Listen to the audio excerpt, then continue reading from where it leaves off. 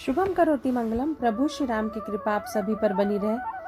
मैं रूपाली श्रीवास्तव आप सभी का हार्दिक स्वागत करती हूँ, अभिनंदन करती हूँ मेरे YouTube channel astro solution point और रूपाली श्रीवास्तव में। कैसे हैं आप सभी?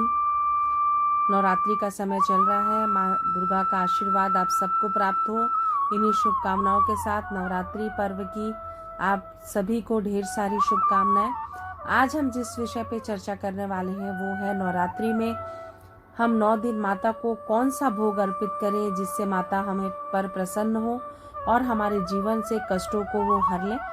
लेकिन उससे पहले मैं आपको याद दिला दूं कि अगर आपने अभी तक हमारे YouTube channel astro solution point और रूपाली श्रीवास्तव को सब्सक्राइब नहीं किया है तो उसे सब्सक्राइब अवश्य कर लें। साथ ही साथ अगर आप मुझसे पर्सनल अपॉइंटमेंट लेना चाहते हैं तो आप स्क्रीन पर दिखाए हुए नंबरों पर कॉल कर मुझसे अपॉइंटमेंट ले सकते हैं। नवरात्रि का पर्व माता की आराधना के लिए विशेष रूप से फलदायी होता है।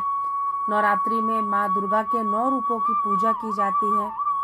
इसी प्रकार माता को अगर उनके पसंद के अनुसार हम अलग अलग भोग अर्पित करते हैं तो माँ हमारे जीवन से सारी समस्याओं का नाश कर देती है।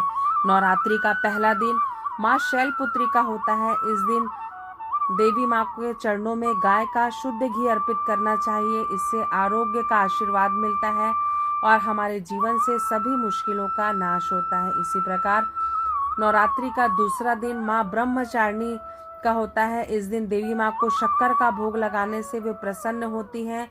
इस भोग को देवी के चरणों में अर्पित करने के बाद परिवार के सदस्यों में बांटने से सभी की आयु में वृद्धि होती है। साथ ही साथ नवरात्रि का तीसरा दिन माँ चंद्रघटा का होता है। माँ के इस रूप में जो माँ प्रसन्न होती है, इस दिन माँ को गाय के दूध से बनी हुई मीठी खीर भोग अर्पित करनी चाहिए और इस खीर को ब्राह्मणों पर दान दे देना चाहिए।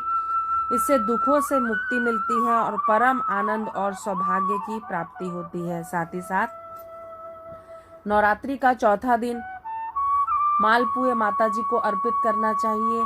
इससे वो प्रसन्न होती हैं और बुद्धि के विकास और हमें सही निर्णय लेने की शक्ति प्रदान करती हैं। इस दिन माँ नवरात्रि का 5वां दिन माँ स्कंद माता का होता है। इस दिन माता जी को केले का नैवेद्य चढ़ाना चाहिए। इससे हमें उत्तम स्वास्थ्य और निरोगी काया की प्राप्ति होती है। उसी प्रकार नवरात्रि के छठे दिन देवी माँ को शहद का भोग लगाना बहुत ही शुभ माना जाता है। इस दिन शहद का भोग लगाने से व्यक्ति के जीवन में आकर्षण में वृद्धि होती है। साथ ही साथ अगर पति पत्नी के मध्य किसी प्रकार का कोई विवाद चल रहा हो तो भी उसमें उन्हें काफी पॉजिटिव परिणाम प्राप्त होते हैं। इसी प्रकार नवरात्रि के 7वें दिन माँ को गुड़ का भोग लगाना चाहिए जिससे माँ प्रसन्न हो जाए और आकस्मिक घटना जो हमारे जीवन में घटने वाली होती है उससे हमें इस संकट को हमारे जीवन से वो हटा दें। इसके पश्चात नवरात्रि का जो 8वां दिन होता है